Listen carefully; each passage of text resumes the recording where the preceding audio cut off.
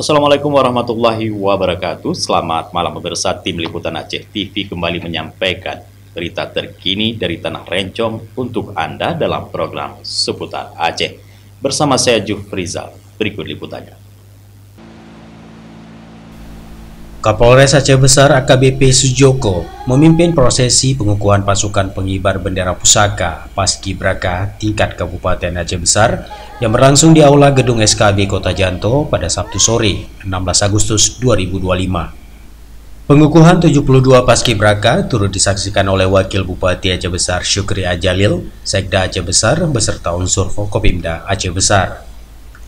Kapolres menyampaikan rasa bangganya kepada para calon paskibraka yang telah terpilih mengemban amanah besar mengibarkan sangsaka merah putih pada upacara HUT ke-80 kemerdekaan Republik Indonesia tingkat Kabupaten Aceh Besar.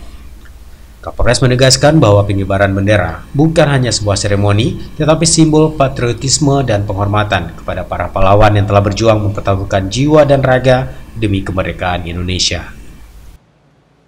Pertama, saya mengucapkan kepada adik-adik pengibar bendera pusaka di Kabupaten Janto, pesan saya untuk menjaga kesehatan, tunjukkan yang terbaik untuk besok, dan saya ucapkan terima kasih adik-adik telah berkontribusi kepada bangsa dan negara melalui pasukan Paskibraka, dan mudah-mudahan kami berdoa, mudah-mudahan semuanya bisa berjalan dengan baik dan lancar. Kapolres juga menyampaikan apresiasi yang tinggi kepada para pelatih, pembina, Purna Paskibraka, serta para orang tua yang telah memberikan dukungan dan doa untuk para anggota Paskibraka. Persiapan kita dari seleksi administrasi dari April 2025, kemudian pemusatan latihan yang lulus dari 1 Agustus sampai dengan kemarin 15 Agustus. Total pelatihan berarti 15 hari.